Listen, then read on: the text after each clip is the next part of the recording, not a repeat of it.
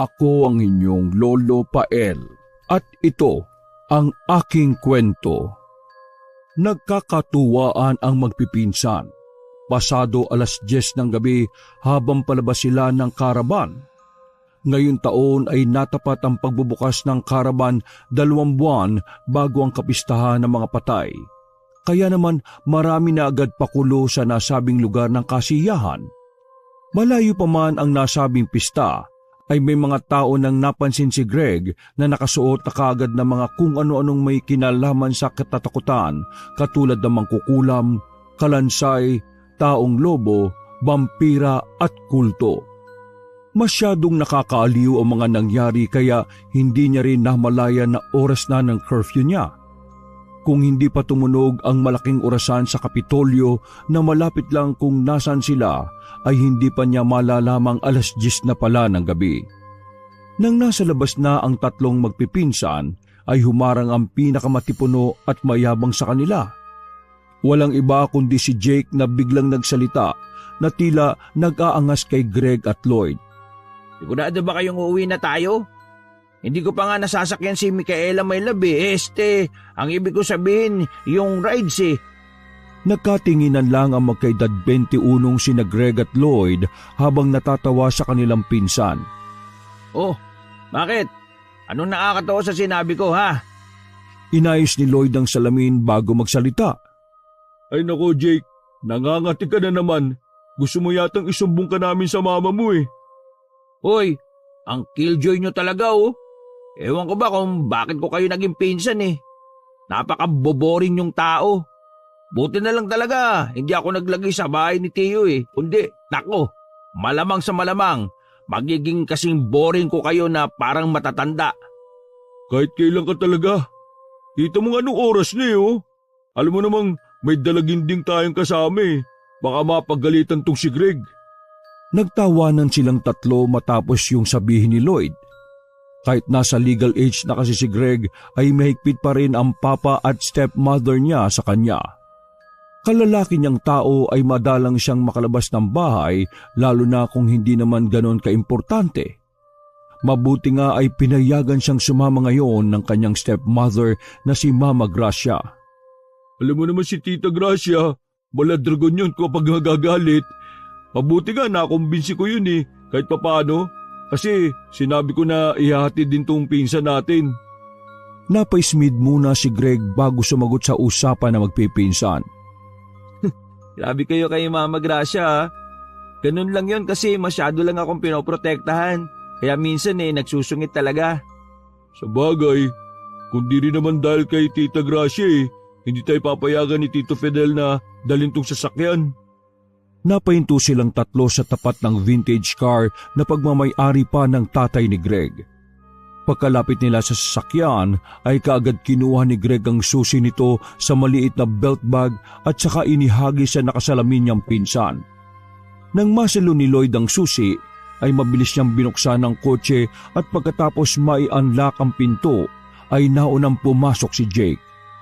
Papwesto pa lang si Greg sa upuang nasa tabi ng driver's seat nang bigla siyang nakarinig ng mahinang sigaw mula sa hindi kalayuan ng kanyang likuran.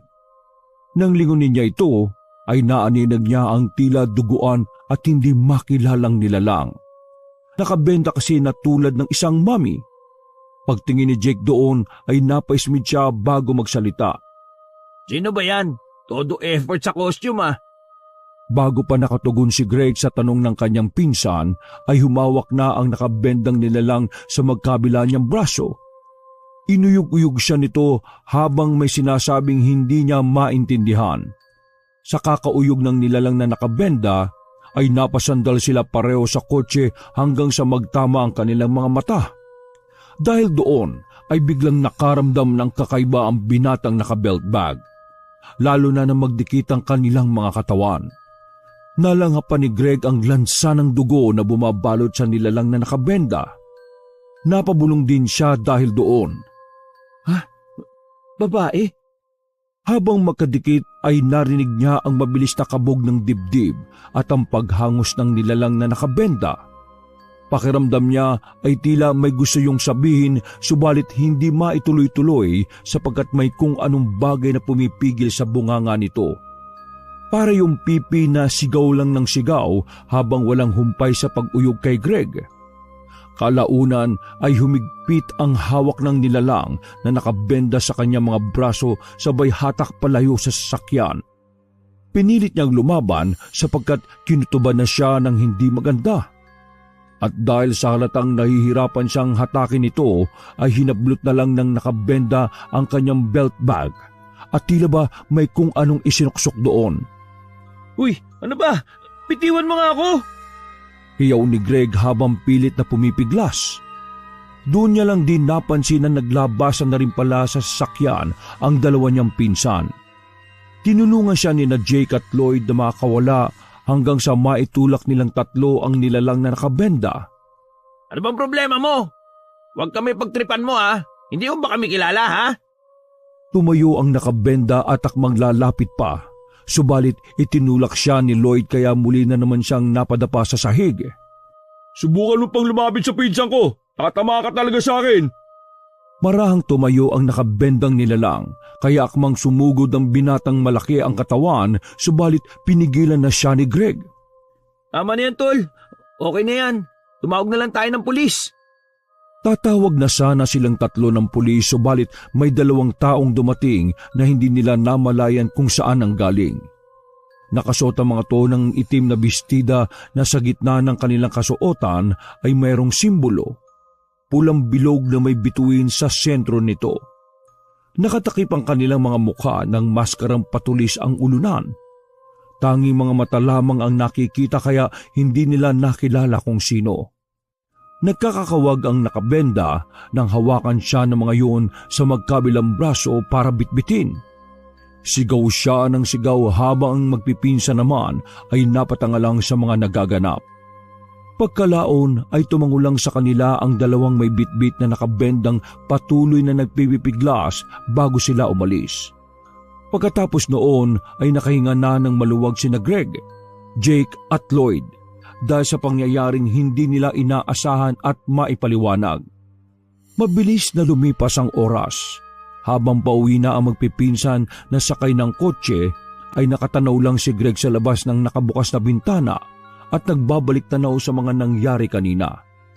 Hindi na kasi maalis sa isipan niya ang nilalang na nakabenda kaya napabulong siyang bigla sa sarili. Sigurado akong babae yun eh. Naramdaman ko ang dibdib niya. Biglang sumagi sa alaala niya noong nagtama ang kanilang mga mata. Dahil doon ay biglang sumilay ang kilabot sa buo niyang pagkatao. Tila ba may kung ano sa kanyang kalooban na nagpapahiwatig na may hindi magandang magaganap. Bukod pa roon ay parang pamilyar ang hubog ng mga mata ng babaeng nakabenda. Hindi niya maalala kung saan at kailan subalit nakasisiguro siyang nakita niya na ito. Naisip niya rin na hindi naman sila basta-basta lang mapaglalaruan ng kung sino-sino sa lugar na yon, sapagkat kilala ang kanila sa buong bayan. Walang magtatangkang lokohin sila dahil sigurado na malalagot sila sa kanyang tatay Fidel. Napabulong na naman tuloy siya sa sarili. Sino nga kaya yung nakabenda na yon? Siguradong yari ang taong yun kay Papa kapag nabalitaan niya. Naalala niya tuloy nang wala sa oras ang bagsik ng kanyang ama. 10 taon nang nakakaraan. 11 taong gulang si Greg nang magtagpo ang landas ng kanyang papa at ni Mama Gracia. Kasunod din noon ay ang pagdating ng mga magagandang oportunidad sa kanilang pamilya.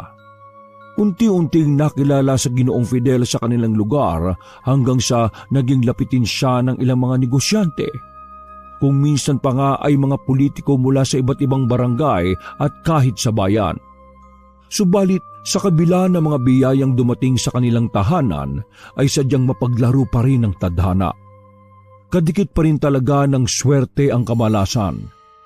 Naaksidente ang ina ni Greg kasamang mag-anak niyang si Lolo Canor, Lola Mayari, Tia Azon at ang pinagbubuntis pa lang ng kanyang ina na magiging bunso sana niyang kapatid. Labi silang nagdalamhati subalit sa pagdamay ni Mama Gracia ay madaling nakabawi si Ginoong Fidel mula sa kalungkutan. Isang taon nang lumipas matapos mamatay ang nanay ni Greg ay nagpakasal si Ginoong Fidel kay Mama Gracia. Simula noon ay mas lalong nakilala ang kanyang ama sa kanilang lugar hanggang sa kasalukuyan. Matapos maalala yun ni Greg ay muli siyang napabulong sa sarili. Namimiss ko na si Mama. Anak ng tinaba! Bumalik lang si Greg sa wisyo dahil sa sinabing yun ni Jake na siyang nagmamaneho ng sasakyan. Napatingin din doon si Lloyd na biglang napaayos pa ng salamin nito sa mata. O tol, ano yun? Nakagulat ka naman at bigla kang sumigaw ng mag-isa dyan. May pusang itim kasi na tumawid eh. Mabuti na lang, naiwasan ko kaagad. Pusang gala na yan talaga oh. Literal ah, hanip. Naku, masamang pangitain yan. Mula sa rearview mirror ay minasdan ni Greg ang pinsang si Lloyd na nakaupong mag-isa sa passenger seat. Nakita pa niya ang pinsang naka-sunglass na matapos magsalita ay biglang napa-sign of the cross at napapikit habang nagdarasal. Lord, ilayo mo po kami sa kapahamakan. Matapos yung marinig ni Greg ay bigla na namang sumagi sa isip niya ang nangyari kanina sa parking area ng caravan. Ang babaeng nakabenda pati ang mga kumuha rito na para mga miyembro ng kung anong kulto.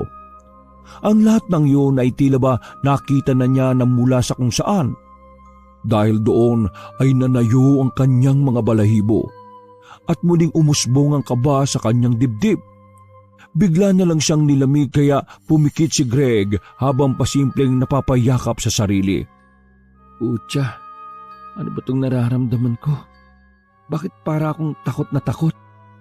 Nasabi niya yon sapagat may kung anong takot sa kanyang kalooban na hindi niya mawari at bukod doon ay damang-daman niya ang mabilis na pagkabog ng kanyang dibdib.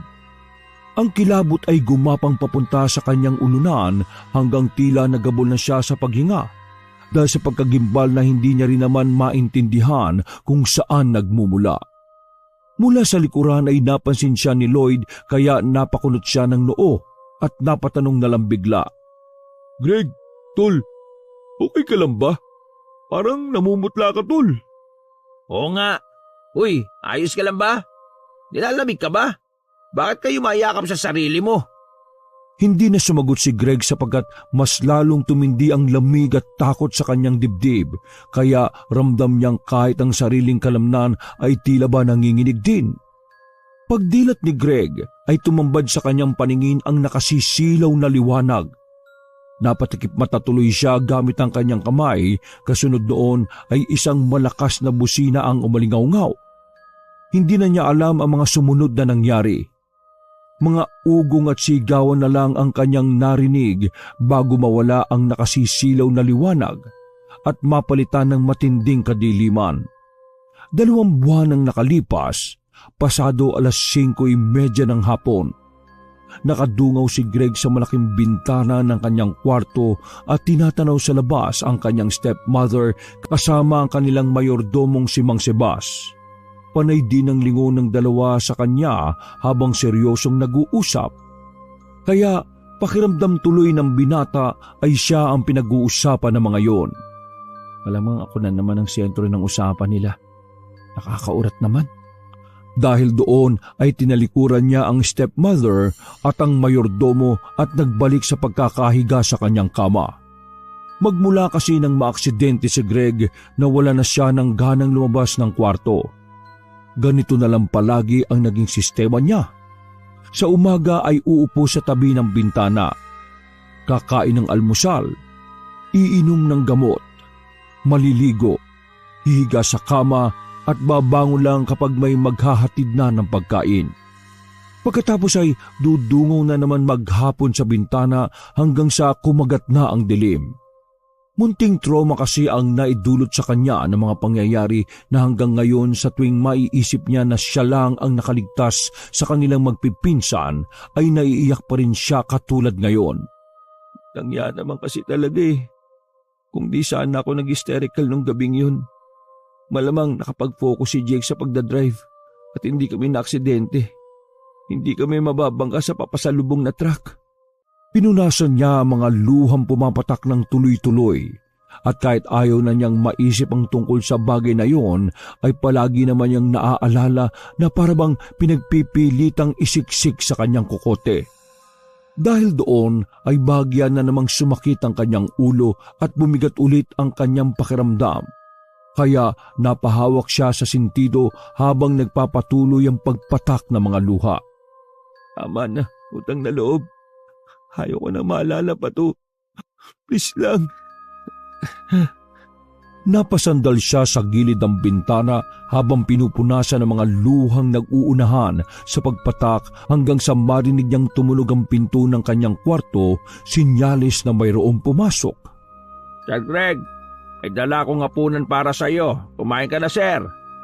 Tumalikod muna ang binata para hindi siya makita ng mayordomo na umiiyak. Ipinunas niya ang damit sa sariling mukha at puno ng pagkukunwaring hinarap ang matandang Ginoo. Salamat po, Mang Sibas. Pagngiti niya ng pilit ay saka siya bumangon sa kama at lumapit sa lamisita kung saan inilagay ng mayordomo ang pagkain. Nandun na si Mama Gracia mo sa dining area. Gusto mo bang doon na lang kumain para naman may kasabay ka? Malungkot kumain na mag-isa. Lumabas ka na rito sa kwarto mo, sir. Pagkalaon ay hinimas niya ang balikat ni Greg. Ngumiti naman ang binata bago tikman ng mga inihandang pagkain sa kanya. Okay lang po ako. Promise po. Ikaw ang bahala. Ayoko lang naman na magmukmuk ka rito at saka namimiss ka na rin namin. Nasaan po pala si Papa? Wala siya ngayon pero siguradong miss ka na nun. Mas madaling maghilom yan kung may mga tao kang nakakasalamuha. Tinuro ng mayordomo ang dibdib ni Greg sapagkat alam niyang punong-puno ang binata ng kabigatan hanggang ngayon dahil sa nangyari sa pinakamamahal niyang mga pinsan. Dahil doon ay hindi na muna kumibo ang nalulumbay na binata. Dire-diretso na lang niyang nilantaka ng masarap na hapunan. At habang kumakain ay hindi niya tuloy maiwasang maisip ang nangyari noon sa pinakamamahal niyang ina. Para kasing naulit lang ang sakit at mas nadagdagan pa nga kung tutuusin. Hindi niya tuloy alam kung mapalad ba siya sa parting nabuhay siya sa malagim na aksidente. Napasalita na naman tuloy siya sa isip habang ang tingin ay nasa pagkain. Aanin ko ang ikalawang pagkakataon na to. Kung ang mga mahal ko naman sa buhay unti-unting nauubos. Lord, ang unfair naman po. Sir, napakaseryoso mo naman. Ano na? Kung gusto mo sasamahan kita kahit saglit lang, Sir Greg. Bukas po, promise, lalabas na ako. Samahan niyo po akong magparo Mang Sibas. Ay, salamat. Natutuwa akong marinig yan. O sige, damihan mo ang kain ha. Marami pa niyan at ikukuha kita kapag gusto mo pa. Opo, sige po. Habang kumakain ay hinihimas-himas pa ng mayordomo ang balikat ng kanyang alaga para mas marelax at mas ganahan to sa pagkain. Bukod doon ay nagkwento pa ng nagkwento si Mang Sibas na parang isang marites. Alam mo bang kaninang umaga, galing dito ang Tia Madeline at Tia Stella mo.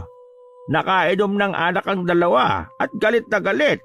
Pero hindi sa akin kundi kay Mama Gracia mo. Kung ano-anong murang pinagsasabi ni Madeline sa stepmother mo. Natigil lang siya dahil nasampal ng papa mo Kaya naman umalis sa mga tiyahin mong nag-iiyakan. Ho? Talaga po? Parang sa pagkakabikas mo sanay na sanay ka na sa mga kamag-anak mo Sinimot muna ng binata ang pagkain bago siya umismid at sumagot. Nako, Mang Sibas, para ka naman din bago ng bago sa pamilya namin Alam naman nating lahat na noon pa man, ayaw na ng pamilya ni Papa kay Mama Gracia kasi nga marami silang nababalitaan na hindi kaaya-ayang bagay tungkol sa stepmother mo. Tumpak po. Wala naman magagawa sila Tia Madeline at Tia Stella sa kahit anong gusto ni Papa. Takot lang nilang mawalan ng suportang pinansyal.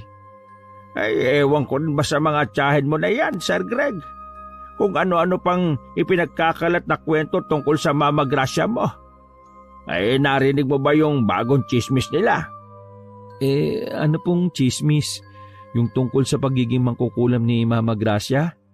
Yun nga, iho. Ang galing mo. Saktong-sakto. Uminom muna ng tubig ang binata bago nagpatuloy sa pagsasalita. Nako, gasgas na po yun.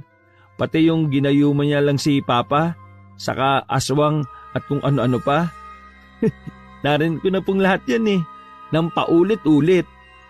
At ang pinaka-worst nga po yung yung ang hinala nila tiya na sangkot si Mama Gracia sa aksidenteng nangyari sa totoo kong magulang, pati sa kapatid ko at kay Lolo. Nagpatuloy sa paghagod ang mayordomo sa likod ng kanyang alaga. Narinig ko nga rin yan. Sa totoo lang po, hindi ko naman naisip ang mga ganung bagay kasi batang-bata pa ako nung namatay si Mama Pati ang kapatid kong nasa tiyan pa lang niya. At saka, mabait at maalaga si Mama Gracia. Lagi niyang ipinararamdam na tunay na anak ang turing niya sa akin. Sadyang overprotective lang talaga siya kung minsan. Kaya kahit 21 years old na po ako parang ang lit-lit ng mundo ko.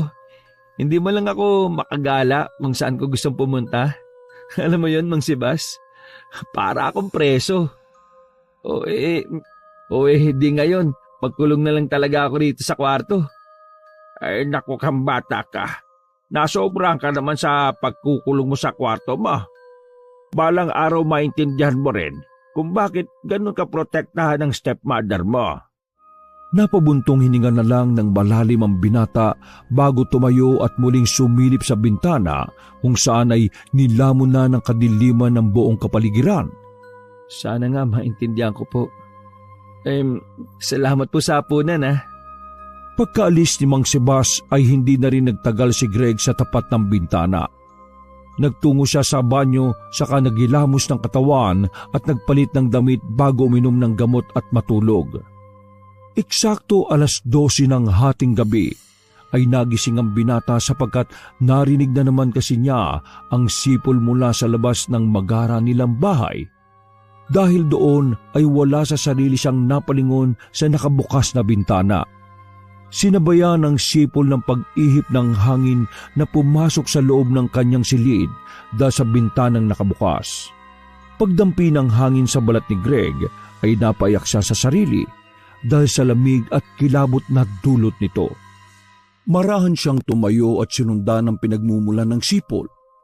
Pagkadaka ay muli siyang napadungaw sa bintana at doon ay muli niyang nasilayan ang dalawang katao mula sa hindi kalayuan sa ibaba.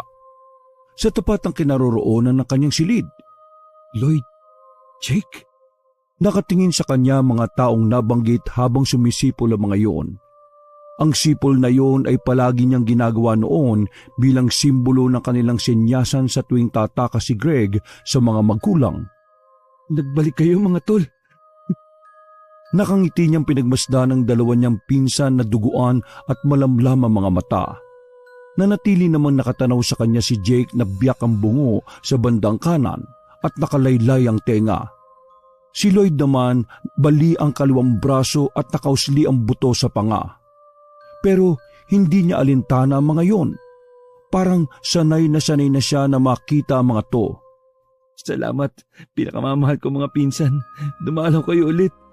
Natutuwa talaga akong makita kayo. Simula na umuwi si Greg galing sa ospital pagkatapos ng aksidente, ay palagi nang nagpapakita sa kanya ang kaluluwa ni na Jake at Lloyd tuwing 12:00 ng hating gabi. Sa una ay makaririnig siya ng sipol at sa tuwing sisilip na siya sa bintana ay naroon na ang mga kaluluwa. Noong una talagang sobrang natakot si Greg sapagkat hindi siya makapaniwala na nakakakita na siya ng mga patay. Inakala niya lang din noon na dala lamang ito ng matinding kalungkutan dahil sa nangyari. Subalit nang minsang maikwento ni Mang Sebas ang kinahinatnan ng bangkay ng kanyang mga pinsan na hindi niya nakita sa morgue dahil 1 linggo siyang comatose, naging buo na ang paniniwala ni Greg na nagpapakita nga sa kanya ang kaluluwa ni na Jake at Lloyd. Naroon pa rin ang takot sa tuwing makikita ng binata ang mga kaluluwa ng yumao niyang pinsan. Pero hindi na katulad nung una, mas nanaig na ngayon sa kanyang puso na tanggapin ang kababalaghang ito. Namiss ko na talaga kayo mga tol. Pasensya na, Jake, Lloyd, pasensya na talaga. Humawak siya sa sampahan ng bintana habang nanatiling nakatanaw sa mga kaluluwa. Kabisado na kasi niya ang mga mangyayari.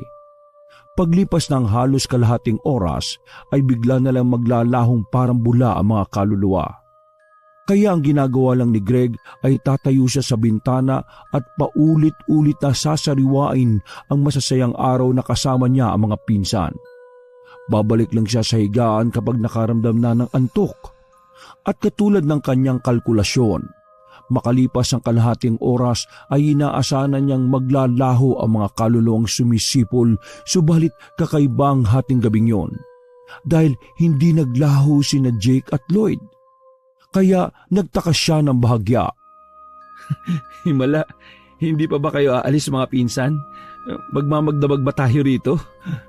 Natigilan na siya sa pagsasalita dahil biglang lumakas ang ihip ng hangin na mas nagpatindi rin sa kilabot at lamig ng hating gabi. Pagtingin ni Greg sa mga punong nasa likuran ng dalawang kaluluwa ay tila nagsasayawan ng mga ito na parang nag-aabang sa kung sinong paparating. Anong meron?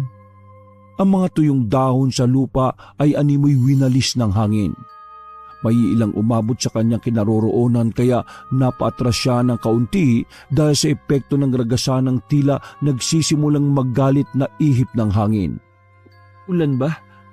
May bagyo ba?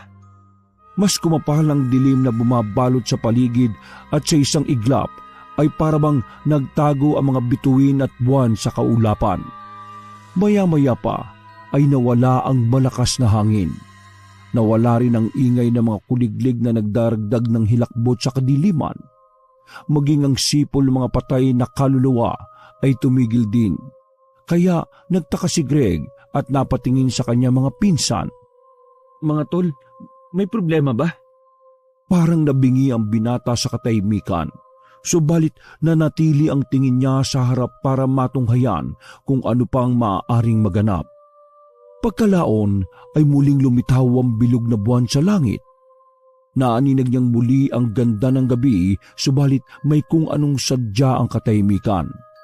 Bigla na lang kinilabutan ng husto si Greg, kaya pasimple siyang napayakap sa sarili. Ano ba tong nararamdaman ko? Hindi ko maintindihan. Bakit parang akong natatakot na ewan? Naudlot na siya sa pagtatanong sa sarili dahil isang itim na usok ang unti-unting kumawala mula sa ilalim ng lupa, sa likuran ng mga kaluluwa. Nagtipon ng usok na parang isang ipo-ipo na kalaunan din ay nakabuo ng iisang wangis. Imahe ng isang makisig na pangangatawang binalot ng puro kadiliman. Kasing taas ito ng puno at mayroong 3 mapupulang mata. Nang iunat nito ang mga kamay ay biglang nagbago ang ekspresyon ng mga kaluluwa. Para silang inalihan ng dyablo. Ang mga mata nilang malamlam ay biglang bumagsik habang nakatingin kay Greg. Ramdam ng binata ang panunuot ng galit ni na Jake at Lloyd na sagad hanggang sa kaibuturan ng kaluluwa.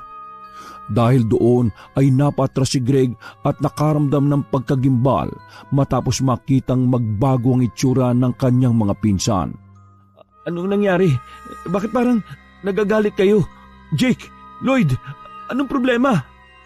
Ang maamong mukha ng mga kaluluwa ay naging kasing bangis ng leon na handa siyang sakmalin anumang oras. Pagkatapos noon ay biglang bumoses ang maladyablong sumulpot sa likuran ng mga kaluluwa. Ibalik mo ang susi! Ang tinig ng diablong yon ay nagpanginig ng mga kalamnan ni Greg. Dala ng matinding pagkasindak matapos marinig ang boses ng diablo ay mabilis niyang isinara ang bintana. Kitang-kita niya pa kung paanong ang mga kaluluwa ni na Jake at Lloyd ay biglang nagbali-bali at naglagutukan bago mabilis na gumapang papunta sa kanyang kinaroroonan. Dahil doon ay nanginginig siyang napatakbo papunta sa kama at itinago ang sarili sa ilalim ng kumot. Pinakiramdaman maigi ni Greg ang mga kaluskos sa paligid habang tahimik na bumubulong. Ano ba itong nangyayari? Panaginip lang ba to? Kung panaginip to, sana magising na ako. Ilang saglit pa ay narinig na niya ang langit-ngit ng bintanang pilit na binubuksan ng mga nasa labas. Habang nakakubli sa ilalim ng makapal na kumot, ay napapikit si Greg at napadasal ng tahimik. Sana naman matapos ng gabing to at magising na ako sa kung anumang bangungutong nangyayari. Nabiti na siya sa pagsasalita sapagkat biglang humangin dahilan upang madagdagan ng kilabot at takot na nararamdaman niya. Pagkatapos noon ay tuluyang nabuksan ang bintana at kasunod nito ay lumakas pa ang ingay ng mga butong lumalagotok. Palapit ito ng palapit kaya nagpatuloy si Greg sa kanyang panalangin. Lord, please, matapos na sana to. Gisingin niyo na po ako. Mang Sebas, Mama Gracia, Papa Fidel. Naantala na naman ang kanyang mga sinasabi na muling umalingaw-ngaw ang boses ng dyablo. Ibalik mo ang susi! Sinundan niyo ng boses ni Jake at Lloyd na tila mga robot na nagsasalita. Ibalik mo ang susi! Ibalik po ang susi! Dahil sa matinding takot na nararamdaman, ay tinakpan na lang ni Greg ang kanyang tenga habang nagpapatuloy pa rin sa pagdarasal at pagtawag sa pangalan ng mga mahal niya sa buhay. Lord, please, itigil niyo na to. Mang Sebas, Mama Gracia, Papa Fidel, tulong po. Tulungan niyo po ako. Ibalik mo ang susi! Ibalik mo ang susi! Ibalik mo ang susi! Ang susi ko! Dala ng matinding takot ay nagsumiksik na lang ang binata sa pinakadulo ng kama. Hanggang sa isang iglap ay nawala ang ingay ng mga butong naglalagatukan. Nawala rin ang mga pinaghalu-halong tinig ng mga kaluluwa. Hindi matahimik pati ang diablong nasa likuran nila. Dahil doon ay saglit na tumigil sa panalangin si Greg at marahang dumilat upang antabayanan at pakiramdaman ang mga presensya sa labas ng kumot. Kaya lang, eksaktong pagkadilat niya ng mga mata ay may biglang humatak sa makapal na kumot. Sumambulat sa kanyang harapan ang pinakanakasisindak na imahe ng katatakutan. Ang imaheng itim na dyablo na may 30 mata ay ngumisi kasunod ng pagdakma sa kanyang muka. Ibalik mo ang susi ko! Para siyang nilamon ng tinig ng dyablong galing sa impyerno, kaya napahiyaw ang binata ng sagad hanggang sa lalamunan, dala na matinding pagkagimbal. Namalayan na lang ni Greg na inuuyog-uyog na siya ng mayordomo habang sinasambit ang kanyang pangalan. Sir Greg! Sir Greg, gising! Anak, gising! Binabangungot ka! Natulala ang binata pagkakita sa matandang Ginoo at pagkatapos noon ay bigla na lang siyang napayakap dito at nagsimulang pumalaho sa pag-iyak. Inalo-alo naman siya ni Mang Sebas habang hinihimas ang likuran para pagaanin ang loob niya. Masamang panaginip lang yan, sir. Tahan na, Sir Greg. Tahan na. Nang maginhawaan na, ay nakatulog na lang siya sa bisig na matandang Ginoo hanggang sa sumapit na ang umaga. Pagsikat ng araw, katulad ng pangako ni Greg kay Mang Sebas, ay lumabas na rin siya sa wakas ng kwarto matapos ang ilang buwang pagkukulong. Habang nagbababad sila sa masustansyang sikat ng araw, ay mayroong inamin ng binata sa pinagkakatiwalaan niyang mayordomo. Mang Sebas, naalala niyo po yung sinabi mong binabangungot ako kaninang madaling araw, di ba? Oo, grabe nga ang iyak mo kanina madaling araw eh. Napanaginipan mo ba yung mga pinsan mo? Ang totoo po niyan, simula nang umuwi ako rito sa bahay, palagi ko na silang nakikita. Palagi nila akong dinadalaw. Eksakto, 12:00 ng hating gabi po, Mang Sebas. Nagulat ang mayordomo sa mga revelasyong yon, kaya hindi siya kaagad nakapag-react. Nagpatuloy naman ang binata sa pagsasalaysay nito ng buong katotohanan. Sa loob ng 2 buwan, paulit-ulit lang po silang nadalaw sa akin hanggang sa bigla po yung nagbago kagabi. Sa unang pagkakataon, may nagpakitang dyablo sa akin. Nasa likuran siya ng mga pinsang ko. Mataas siya, Mang Sebas, tapos 3 ang mata niya. At lahat po yun, nanlilisik at namumula. Meron silang sinasabi sa akin eh. Saglit na napaisip ang binata habang ang mayordomo naman tahimik at seryoso lang na nakatingin sa kanya. Oo nga pala, naalala ko na. May hinahanap silang susi. Ang sabi pa sa akin, ibalik ko raw yung susi na hindi ko naman alam kung ano. Kung totoo man yung nangyayari sa'yo, malamang dahil sa ilang araw na lang malapit na ang kapistahan ng mga patay. Ayon sa katuruan ng matatandang katulad ko, ay pansamantalang pinapayagan sa kabilang buhay ang mga yumao para bumisita sa mga mahal nila sa buhay na narito pa rin sa mundo natin. Nagpapakita sila sa iyo para ipabatid na huwag mo silang kakaligtaan dyan sa puso mo kahit anong mangyari. Ganun po ba yun? Paano naman po yung dyablo na tinutukoy ko kanina? Halata ang pag-iiba ng reaksyon ng mukha ng Ginoo matapos marinig ulit tungkol sa dyablong may 3 mata. Kaya napakunot noo si Greg pero hindi niya ipinahalata na napansin niya yon. Nakinig lang siya sa isasagot ng kausap.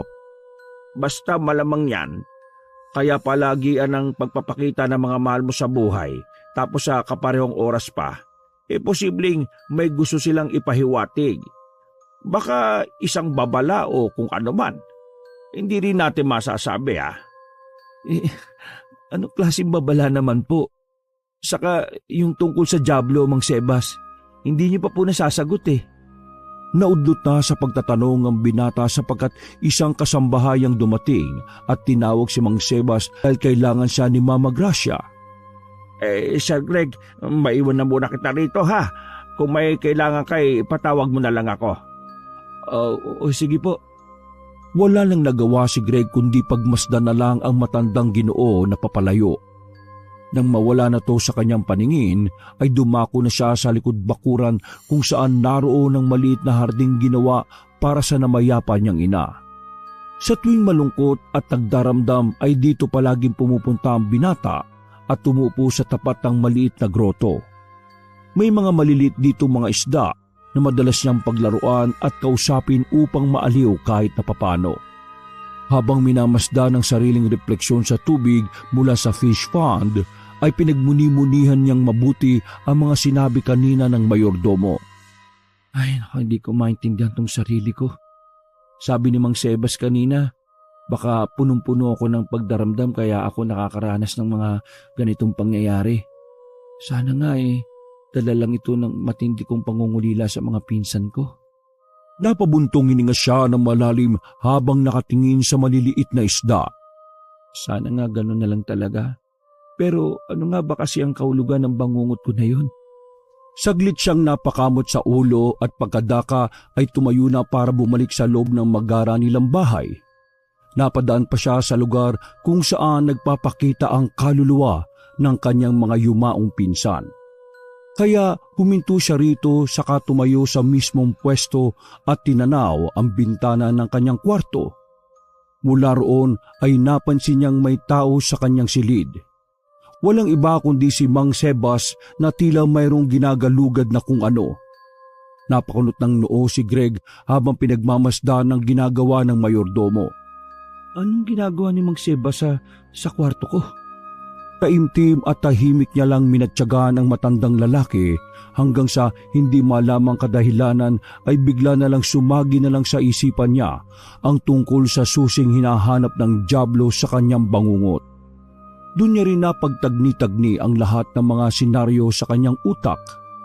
Nanumbalik ang mga alaala nung gabi bago ang malagim na aksidente nila Jake at Lloyd. Ayop na yan.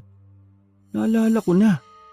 Yung misteryosang babae na nakabenda, merong bagay na isinuksok sa belt bag ko. Napapikit siya at inimagine ang itsura ng nasabing bagay. Isang pendant ito na singlaki ng barya.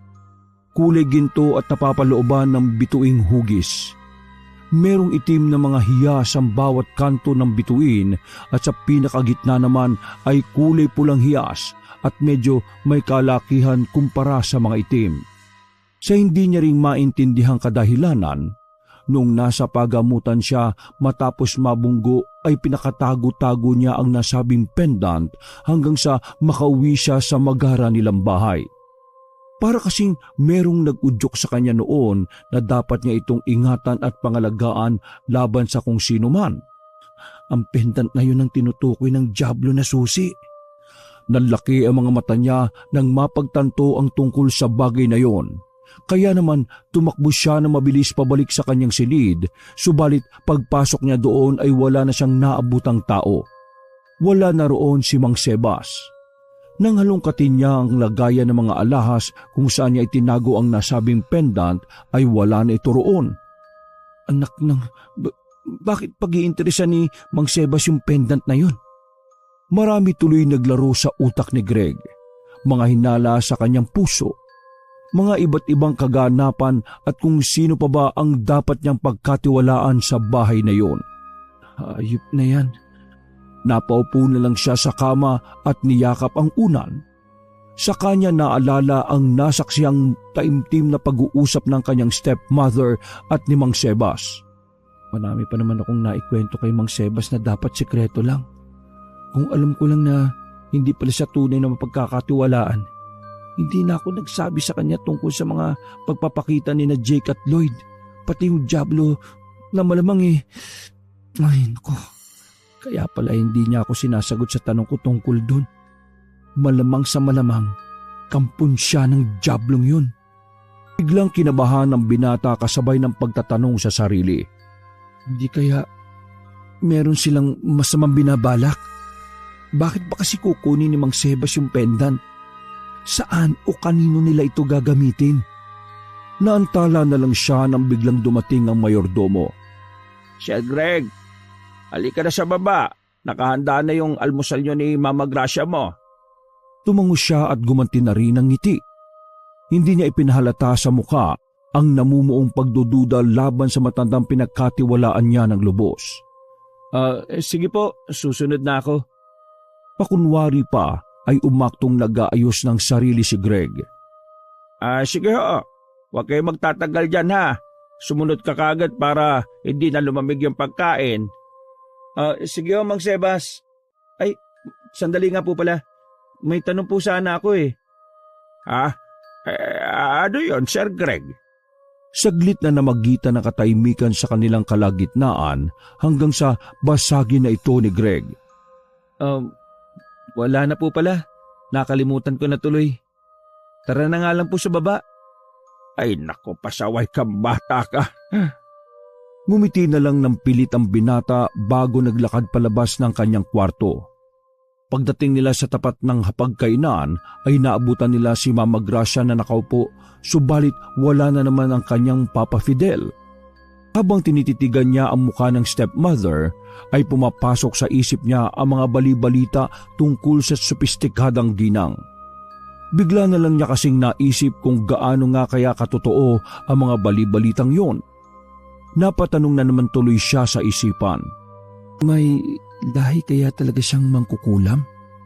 Ngayon lang siya nagtaka sapagkat hanggang ngayon ay tila hindi nagbabago ang mukha ni Mama Gracia. Maamo, makinis at maganda pa rin siyang tingnan katulad noon. Magandang umaga. Umupo ka na't kumain, Greg. Magandang umaga rin po. Tahimik na nag-almusal ang binata subalit nagkaroon din ng kaunting kumustahan pagkalaon. Kumusta ka na pala? Buti naman at naisip mo na ring lumabas ng kwarto. Ayos naman po ako. Mama Gracia, nasa po si Papa? Katulad ng dati, umalis na naman ng Papa Fidel mo. Hindi na inintindi pa ng binata ang ilang mga sinabi ng kanyang stepmother dahil ayaw paniwalaan ng isip niya ang tungkol sa bagay na yun. Nabuo na kasi ang kutob kay Greg na merong kinalaman si Mama Gracia at Yaya Mila kung bakit madalas ngayon na wala sa bahay ang kanyang ama. Nagtaka kasi ang binata sapagkat simula na magkulong siya sa kwarto ay 3 beses lang siyang dinalaw ni Ginoong Fidel. Napabulong na naman tuloy si Greg sa sarili habang seryoso sa pagkain. Hindi naman ganun si Papa. Hindi niya ako basta-basta pababayaan ng walang dahilan. Sigurado akong may kakaibang nagaganap sa bahay na to na hindi ko ma-explain. Kailangan ko makausap at makita si Papa ngayon. Pero paano? At saan? Greg, ayos ka lang ba? Opo. Anong oras po uuwi si Papa? Dahil sa tanong na yun ay biglang nagkatitigan sina Mama Gracia at Mang Sebas. Hindi ko alam, Greg. Alam mo naman ang Papa Fidel mo. Hindi mahilig magsabi kung anong oras siya aalis o uuwi. Siya nga pala. Bakit hindi ka muna sumama mamaya kay Mang Sebas? Pupunta kasi siya sa bayan. Mamasyal kayo para naman makakita ka ulit ng ibang kapaligiran. Kesa ibinuburo mo ang sarili mo rito. Para makamove on ka na. Hindi kagad nakaimik si Greg sa suwestyong yon. Mas nabigyan kasi ng pansin ng binata ang kakaibang ikinikilos ng mayordomo at ng kanyang stepmother. Mas lumakas tuloy ang kutob niya na merong inililihim ang dalawa, kaya napasalita na naman siya sa isip. Bakit niya ako pinapasama kay Mang Seba sa bayan? Siguradong may pinaplano na sila laban sa akin Laban sa amin ni Papa. Sir Greg, sumama ka na. Sige po. Matapos mag-agahan ay sinadyang magtungo ni Greg sa silid ng kanyang ama upang kumpirmahin kung wala nga talaga siya dito sa bahay. Subalit tila natulugan na siya dahil naroon na kasi kagad si Mama Gracia. Utya, akala ko pa naman aalis din siya pagkatapos kumain. Sa kanya hinarap ang stepmother at pangiting kinausap. Akala ko po aalis din kayo, Mama Gracia. Hindi. Kailangan ko kasing magpahingaan ng maghapon. Saan ka pala papunta?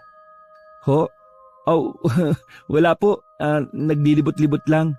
Namiss ko na yung bawat sulok ng bahay Mainam yan. Sige na. At magpapahinga na muna ako. Pagtango ay nagsara kagad ng pinto ang magandang babae, kaya nagpasya na lang si Greg na magtungo sa iba pang silid ng magara nilang bahay para magmasid-masid. Halos lahat ay pinuntahan niya para makapangalap ng anumang bagay na magsisilbing ebidensya sa hinaharap laban kina Mama Gracia at Mang Sebas. Ginalugad niya ang opisina ni Ginoong Fidel, ang maliit na silid aklatan, ang silid panauhin, silid kasambahay, silong at iba pang silid na maaari niyang galugarin subalit bigo siya. Walang kahit anong kahina-hinalang bagay o bakas sa lahat ng kanyang napuntahan. Bakit ba kasi ako naghahanap ng ebidensya laban kay Mama Gracia at Mang Sebas? Hinahala ko lang naman ang mga ito Pero paano kung totoo nga na mangkukulam si Mama Gracia at alagad niya si Mang Sebas? Paano kung totoong ginayuman niya si Papa at may kinalaman talaga siya sa pagkamatay ng nanay, lolo at kapatid ko? Ay ewan, naguguluhan na rin talaga ako. Dahil sa pagod ay nagpasya siyang bumalik sa kanyang silid. Dumaan siya sa emergency exit upang walang makapansin, subalit hindi sinasadyang nakita niya si Mama Gracia at Mang Sebas na nag-uusap sa pagitan ng daan papunta sa attic at pabalik sa mga silid sa ikalawang palapag. Ano kayang pinag-uusapan nila? Nagtago ang binata sa isang sulok at pinakinggan ng masinsinan ang pag-uusap ng dalawa. Adam, paano kung di siya sumama sa akin? Anong gagawin ko? Alam na natin pareho ang sagot. Hindi talaga siya sasama sa iyo sa bayan. Pakiramdam ko nga naghihinala na siya. Kaya dapat gawin na natin ang pangalawang plano. Bago pa malaman ni Fidel at bago pa mahuli ang lahat. Kung ganun ako na ang gagawa. Total, hawak ko na ang pendant. Gagawin ko na sa ngayon. Tama, gawin mo na ngayon. Huwag na nating paabutin pa to ng hating gabi. Gawin mo na dahil ito na ang tamang oras. Kapag nalaman to ni Fidel, siguradong malalagot tayo. Pagkatapos ng pag-uusap na yon ay naghiwalay na sila ng landas. Si Mama Gracia ay bumalik na sa kanyang silid habang si Mang Sebas ay dumiretso sa atik. Pilit na pinagnilayan ni Greg ang mga napag-usapan ng dalawa. Pero wala talaga siyang maintindihan sa mga ito. Ang sigurado lang siya ay may hindi magandang pinaplano ang kanyang stepmother at ang mayordomo. Nasabi ko na nga ba may masama silang pinaplano laban sa amin ni Papa. Nang mawala na sa paningin niya si Ginoong Sebas, ay sakalang napagtanto ni Greg na ang atik nga ang pinakasiguradong lugar para makapagtago ng kahit anong sikreto. Nandun ang ebidensya. Walang pag-aalinlangan siyang sumunod sa itaas para makita kung anong kababalaghan ng gagawin ng mayordomong pinagkatiwalaan niya ng lubos. Pagdating niya roon, ay nakasara na ang pinto kaya marahan siyang naglakad at sumilip sa maliit na butas ng siradura nito. Marahan at maingat ang binata sa lahat ng ginagawa niyang hakbang upang walang kahit anong ingay na marinig ang nasa loob ng silid ng atik. Doon ay nasaksiyan niya si Mang Sebas na nagsusuot ng bestidang itim na pamilyar sa kanya. Teka, yung suot niya, parang... Natigilan na siya matapos maalala ang itim na bestidang isinuot ng mayordomo. Namilog ang kanyang mga mata matapos manumbalik sa memorya niya ang damit ng mga taong dumakip sa babaeng nakabenda na humarang sa kanya bago ang aksidente noon. Sure na sure akong yan ang damit na yun Damit ng parang mga pangkulto. Kung ganun, natutup niya ang sariling bibig habang nagpapatuloy sa pagmamasid. Nang makapagbis na si Mang Sebas ay mabilis niyang isinuot ang maskarang patulisang ulunan. Kasunod noon ay isa-isa niyang sinindihan ang mga kandilang itim na nasa sahig. Saka lang napansin ni Greg na merong nakaukit na bituin sa lapag at sa bawat kanto ay naroon nakatirik ang kandila. May mga ilang simbolo pa siyang nakita sa palibot kaya lang ay malabo ito. Ano kayang ibig sabihin ng mga yan? Mukhang may gagawing ritual si Mang Sebas At dito pa siya mag-aasik ng lagim sa bahay namin. Kailangan pa nila ito Kailan pa nila ito ginagawa? Nangilabot ang binata na magsimulang magbigkas si Mang Sebas ng mga salitang hindi niya maunawaan. Mabagal at paulit-ulit niyang sinasabi ang mga salita habang si Greg naman ay nanatili lamang sa pagmamatsyag kahit sa totoo lang ay balot na ang binata ng pangamba dahil sa mga posibleng kalabasan ng mga pinaggagawa ng mayordomo. Dahil doon ay napahimas siya sa magkabilang braso. Nanayo kasi ang mga balahibo niya na parang may kung anong presensya na nagsisimulang lumukob sa lugar na kinaroroonan nila. Hayop na yan. Itong kilabot na nararamdaman ko. Natigilan siya sapagkat tumayo si Mang Sebas at may inilapag sa gitna ng nakaukit na bituin sa sahig. Nang masipat ng binata ang pendant ay nagulat talaga siya sa nakita. Subalit pinigil niya ang sarili upang masubaybayan pa ang ritual na ginagawa ng matandang lalaki. Napasigaw na lang siya sa isip habang nananatiling nakatitig doon. Siya nga yung kumuha ng pendant na ibinigay sa akin ng babaeng nakabenda doon sa karaban bago kami maaksidente. Kabado siyang nagpatuloy sa pagmamasid hanggang sa makita niyang saglit na umalis ang mayordomo at hindi na ito naabot pa ng natatanaw ni Greg. Kaya naghintay siya hanggang sa bigla na lang merong sumilip sa butas kung saan siya palihim na nagbamasid. Ay, hayop na yan! Napatras siya dahil sa sobrang pagkabigla hanggang sa nawala ng balanse kaya natumba ang binata nang nakaharap sa pinto ng atik. Pagkatapos noon ay mabilis ang mga sumunod na pangyayari. Bago pa siya makatayo at makalis sa lugar na yon ay biglang bumukas ang pinto at hinatak siya ni Mang Sebas papasok sa loob. Tula! Sinubukan niyang sumigaw subalit kaagad tinakpan ng matandang Ginoo ang kanyang bibig. Anong ginagawa mo rito, Sir Greg? Nanlaban ang binata subalit mas malakas si Mang Sebas kahit matanda na ito. Naikulong lang siya ng mayordomo sa kanyang bisig ng walang kahirap-hirap. At dahil doon ay biglang kinumutan na matinding takot si Greg sapagkat sumasagi na sa kanyang isipan ang maaring gawin ni Mang Sebas sa kanya. Hindi ka na dapat nagpunta pa rito. Tumulo na lang ang mga luha ng binata habang pinipilit na makakawala, kaya lang ay hindi niya talaga kaya ang matandang lalaki. Makinig ka, Sir Greg. Bago pa matapos ng mayordomo ang mga sinasabi, ay nakarinig na sila ng tunog ng sasakyan mula sa labas. Dahil doon ay hinatak siya ni Mang Sebas palapit sa maliit na bintana, kaya nakita nila kung sino-sino ang mga dumating. Walang iba kundi si Ginoong Fidel kasama ang mga tauhan niya. Tila nagmamadali sila papasok sa loob ng magandang bahay habang gulat na gulat naman ng mayordomo na halata ang pag-aalala sa reaksyon ng muka. Sinamantala ni Greg ang pagkakataong yon.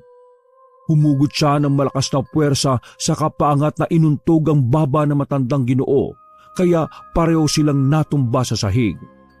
Habang namimilipit sa sakit si Mang Sebas ay kaagad gumapang ang binata palabas ng silid. Binalak niya pa sanang balikan ang pendant, kaya lang ay napangunahan na siya ng matinding takot. Sir Greg, saglit lang. Huwag kang umalis. Nakatakbo ang takot na binata at nagmamadali itong bumaba ng hagdan para salubungin ang kanyang ama. Papa! Tulungan mo ko! Nagsisigaw siya habang tumatakbo hanggang sa marating na ang malawak na sala ng magara nilang bahay. Doon ay naabutan niya ang 10 katao kabilang si Ginoong Fidel at Mama Gracia. Nakatayo ang kanyang ama, kaharap ang pangalawang asawa na hawak naman ng 2 kalalakihan. Lahat sila ay napabaling ang atensyon sa binata pagdating nito. Papa, buti na lang dumating ka. Pero sila masamang binabalak. Tinuro niya ang stepmother bago magpatuloy sa pagsasalita na parang natataranta. Kitang-kita ng 2 mata ko sa atik si Mang Sebas. Nagriritual siya na parang nagtatawag ng demonyo. Mga kampon sila ng dyablo pa. Eksaktong pagkasabi niyang yon ay kaagad sumenya si Ginoong Fidel sa 2 lalaking nasa bandang kanan. Sumunod ang mga yon at nagmamadaling nagtungo sa atik kung saan sinasabing nagsasagawa ng ritual si Mang Sebas. At pagkatapos noon ay patakbo namang lumapit si Greg sa kanyang ama para yakapin yon, subalit pinigil siya ng 2 pang lalaki dahilan para maguluhan ang binata. Bakit nila ako pinipigilan pa? Tila walang kabuhay-buhay lang siyang minasdaan ni Ginoong Fidel bago bumaling sa asawa niyang bigla naman nagsalita. Utang na loob, Fidel. Tumigil ka na sa kahibangan mo. Anak mo si Greg. Kaya nga dapat na siyang mamatay eh. Hindi nakagalaw si Greg dahil sa kanyang narinig. Para siyang naging bato sa kinatatayuan. Hindi mapaniwalaan ng binata na manggagaling ang mga salitang yon sa sarili niyang ama. Dahil sa mga katagang yon ay para siyang biglang pinagsakluban ng langit pati lupa at tila bumagal ang takbo ng kanyang mundo. Namalayan na lang ni Greg na hinahatak siya ng 2 lalaki. Pinilit niyang lumaban subalit tila nangihina ang kanyang katawan matapos tagus-tagusang makatanggap ng mga salitang hindi niya inaasahan. Para itong malalaking bato na dumudurog sa kanyang pagkatao. Tama na, Fidel. Pakiusap. Huwag mong gawin to. Huwag kang magpalamon sa kasamaan. Mama Gracia! Lalapit sana ang binata sa kanyang stepmother, kaya lang ay meron nang itinakip sa ilong niya ang isang lalaki na nagdulot naman ng pagkahilo at labis niyang panlulupaypay. Nakita pa ni Greg si Mama Gracia na pilit na pumipiglas habang nakatingin at tila inaabot ang kanyang mga kamay. Mahina at mabagal niyang nadidinig na isinisigaw ng babae ang kanyang pangalan. Greg, umalis ka na! Umalis ka na, anak!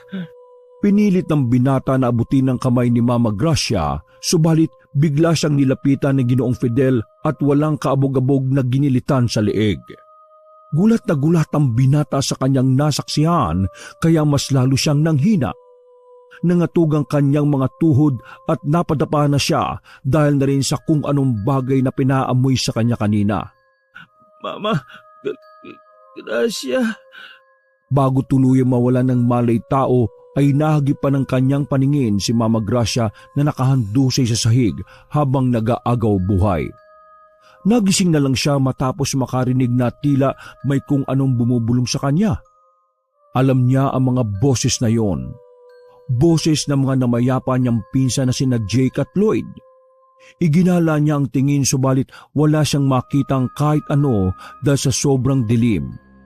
Nakakaamoy lang siya ng umaalingasaw na lansa ng dugo na bumabalot sa buong silid. Hindi niya tuloy maiwasang maduwal.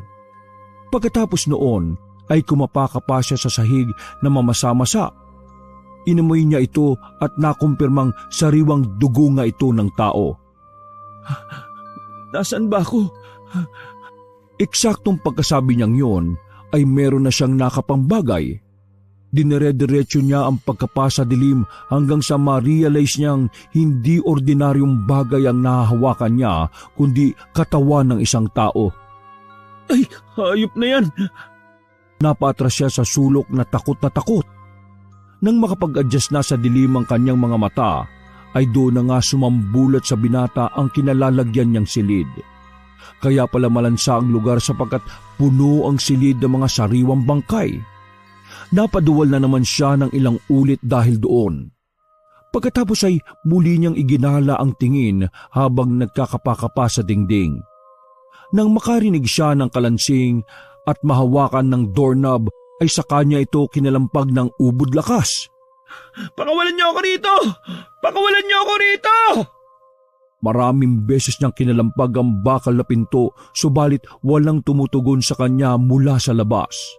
Dahil doon ay takot na napaiyak na lang ang binata na hindi na rin alam kung ano ang gagawin. Kailangan ko makakawala rito. Kailangan ko mabuhay. Natigilan siya sapagkat bigla na lang tumunog ang pintong bakal. Pagkalaon ay marahan tong bumukas kaya nagsumiksik ang kawawang binata sa isang sulok habang pinagmamasdan ang taong nakamaskarang pumasok sa kinaroroonan niyang silid. Bigla tong nagtanggal ng maskara at nagsalita habang sinisipat-sipat siya. Sir Greg, nasaan ka? Huwag ka matakot. Ako to si Sebas. Bilisan mo lumapit sa akin. Nasaan ka ba? Kailangan mo makaalis dito. Bilisan mo na, tutulungan kita. Hindi alam ng binata kung maniniwala ba siya o hindi, kaya lang ay dahil na rin sa takot niya sa nasabing lugar, kaya napilitan na siyang lumapit sa matandang lalaki. Nandito po ako, Mang Sebas. Hindi pa man niya natatapos sa mga sinasabi, pagkakita sa kanya ng matandang Ginoo, ay niyakap kagad siya nito ng mahigpit. Salamat naman at buhay ka pa. Hindi pa ako nahuli ng dating. Pasensya na po, Mang Sebas, pero hindi ko alam kung mapagkakatiwalaan pa kita matapos kung makita yung ginagawa mo sa atik eh. Pagkatanggal ng binata sa pagkakayakap, ay saka tumugon ng mayordomo. Bilisan mo, umalis na tayo rito. Saka ko na ipapaliwanag at ikukwento sa iyo ang lahat kapag ligtas na tayo. Wala na nga silang inaksayang oras. Kagad tumakas sa silid na yon ang dalawa hanggang sa marating nila ang sinasabi ni Mang Sebas na ligtas na bahagi ng lugar na kinaroroonan nila. Saglit silang tumigil dahil na rin sa pagod at mula sa maliit na butas ay sinilip nila ang nasa kabila. Makinig ka, Sir Greg. Yung nakita mong ritual na ginagawa ko sa attic, ritual yung para wasakin ang pendant. Matagal bago namin nadiskubre ni Madam Gracia ang ritual na yon. Kapag nasira ang pendant, mawawala ng bisang lahat ng pinaghirapan ni Senior Fidel. Kasama na ang lahat ng kung anong meron siya ngayon. Dahil ang pendant na yon, ang koneksyon niya sa Diablong Tatlo ang mata. Pati ang lugar na ito, mawawala rin. Lahat-lahat. Wala akong maintindihan, Mang Sebas. At saka anong lugar na to? Nasaan po ba tayo?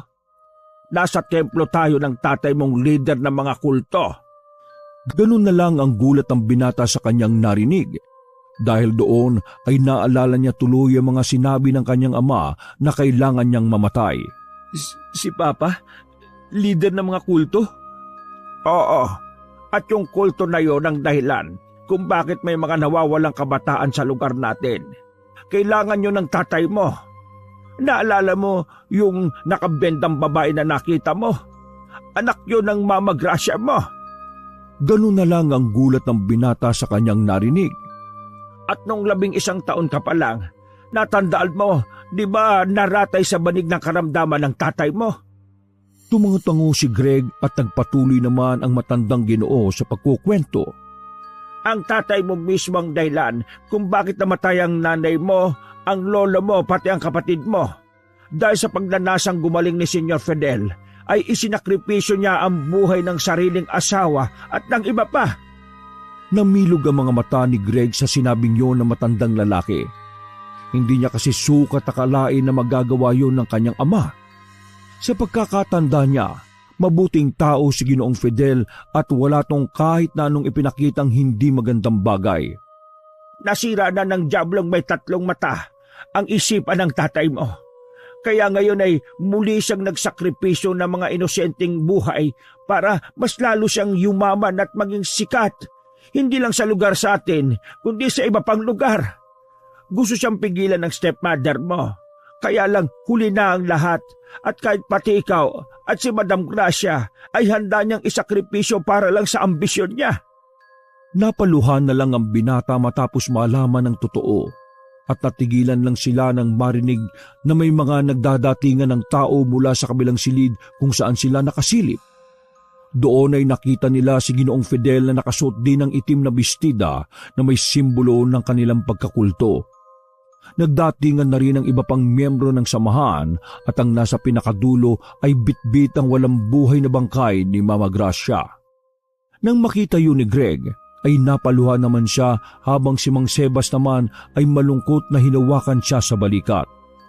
Tahimik nilang pinagmasdan kung anong gagawin ng mga kulto hanggang sa magsalita na nga si Ginoong Fidel. Makinig kayo, mga mahal kong tagasunod.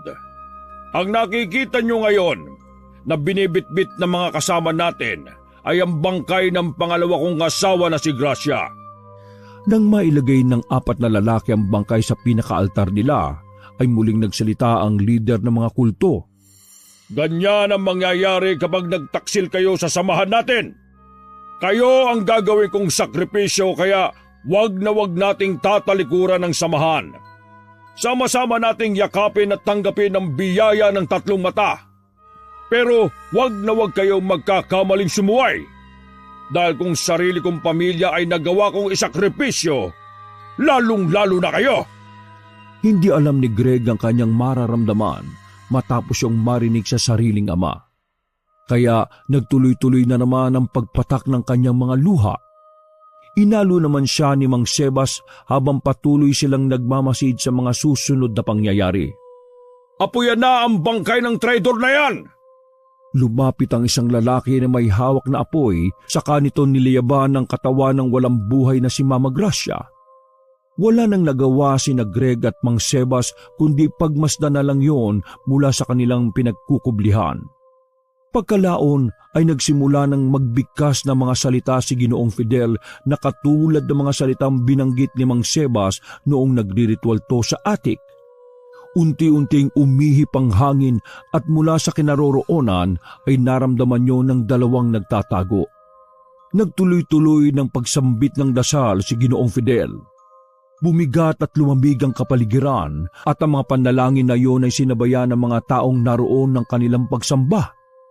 May humiyaw na malakas, may humagulgol sa pag-iyak, may nagtanggal ng saplot, may nagwala, may nagsiping at may nagkagatan na mga labi. At sa 3 ulit ni Ginoong Fidel ang pagbigkas ng kanyang panawagan ay mabilis na nilikob ng kadiliman ang buong lugar. Namatay kasi ang lahat ng nagsisilbing liwanag na parang dinaanan ng kung anong presensya. Biglang kinilabit ni Mang Sebas ang binata at kinausap ng seryoso. Kailangan na nating umalis, Sir Greg, bago pa nila mahalata na wala ka na sa kulungan ng mga patay. Pagkatango ng binata ay napasunya pa siya kay Mama Gracia na nasunog na ng tuluyan. Pagkatapos noon ay napabulong pa siya sa sarili. Lord, patawarin mo po si Papa Fidel. Hindi niya alam ang kanyang ginagawa. Bago umalis sa lugar na yun ay gumawa pa ng distraction si Mang Sebas para hindi sila mapansin sa kanilang pagtakas. Nagsunog siya sa ilang bahagi ng lihim na templo kaya dali-daling nagpunta roon ng mga nagbabantay. Sa biyaya ng Diyos ay nakalis sila ng matiwasay sa lugar na iyon, subalit hindi nagpakampante si Mang Sebas sapagkat nasa lugar pa sila kung saan kilalang kilala si Ginoong Fidel. Gamit ang lumang sasakyan ay nakalayo nga sila sa nasabing probinsya, pero hindi pa rin naman natapos ang kalbaryo dahil alam ni Mang Sebas na hahanapin sila ni Ginoong Fidel. Lalo na at alam nitong hawak niya ang pendant ng diablong may 3 mata. Mula sa isang kabundukan na malayo-layo sa Kabiasnan ay pansamantalang nanirahan ng 2 kasamang kapatid ni Mang Sebas na si Aling Tasya na mayroon ding kaalaman sa pagriritual.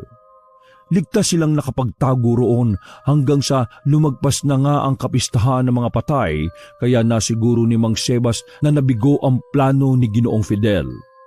Kanig ka, Sir Greg. Ngayong hindi nangyari ang pagsasakripisyo ng laman sa laman at dugo sa dugo ng tatay mo, malamang sa malamang hindi yung titigil hanggat hindi tayo nakikita. Pero bago niya tayo makita, kailangan mapag-aralan mo na ang ritual na ituturo namin sa iyo ng kapatid ko. Ano pong ritual? Naalala mo nung nakita mo ko sa atik na may ginagawang ritual? Yun ang pag-aaralan mo. Bakit hindi na lang po kayo ulit ang gumawa, Mang Sebas? Hindi ko po matututunan ng tungkol dyan. Ito nga ang problema. Mabuti at dumating ka ng mga panahon na yon at hindi ko na ituloy ang ritual. Dahil kung natuloy ko, masasayang lang ang lahat. Ano pong ibig niyo sabihin? Natigil sila matapos sumingit si Aling Tasya sa usapan. Ang kailangan kasi ng ritual na yon ay mas bata ang kinatawan. Mas maraming enerhiya kasi ang gugugulin dahil hindi basta-basta ang ritual na yon. Tatapatin na kita, Greg. Tumigil ka nga, Tasya. Huwag mong takutin ang amo ko. Hindi ko siya tinatakot, Kambal. Kung gusto niyang matigil na ang kasamaan ng kanyang tatay at kung gusto niyang manahimik na rin ang mga kaluluwa ng mga mahal niya sa buhay na patuloy na inaalipin ng 3 mata, makakaya niyang gawin to. Tandaan mo, habang nagtatagal ang 3 mata, mas maraming napapahamak. Ang mga pagod na kaluluwa ay hindi matatahimik at patuloy na magiging alipin ng demonyong yon. Dahil sa narinig na yun ay pilit na nilakasan ni Greg ng kanyang loob. Nag-aalala lang ako kay Sir Greg. Salamat po, Mang Sebas. Pero sige po, Aling Tasya. Ano pong sinasabi niyo kanina na hindi niyo na ituloy? Kaya mas bata ang kailangang kinatawan sa ritual na yon ay dahil tatawid ang katawan mo sa pagitan ng mundo natin at ng impyerno. Nanlaki ang mga mata ni Greg sa narinig, pero hindi siya pinansin na matandang babae. Nagpatuloy lang to sa pagsasalita. Kung isa sa amin ni Sebas ang gagawa, mawawala ng saysay dahil mamamatay lang kami bago pa matapos ang ritual.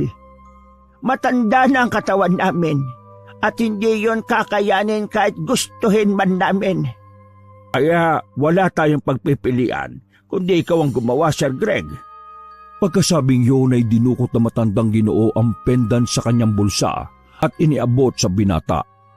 Dali-dali na nga nilang ginawa ang nasabing ritual kahit alam ni Greg sa sarili na hindi pa siya handa. Nagsimula na nga siyang gawin ng ritual. Makalipas ang 1 linggo matapos mawasak ang pendant ng diablong may 3 mata, nabalitaan na lang ni Greg, Mang Sebas at Aling Tasya na muling naratay sa banig ng karamdaman si Ginoong Fidel. Pagkalipas pa ng ilang araw ay namatay na nga ito. Napanaginipan din ni Greg ang kaluluwa ng kanyang tunay na ina, ng kanyang lolo, ni Jake, ni Lloyd at Mama Gracia, na nagpapasalamat sa kanya sapagkat nakalaya na sila sa pagkakaalipin ng diablo. Hindi pa rin nabawi pa ng binata ang buhay niyang marangya, kaya mas pinili niyang mamuhay sa bundok kasama ni Ginoong Sebas at Aling Tasya. Wakas!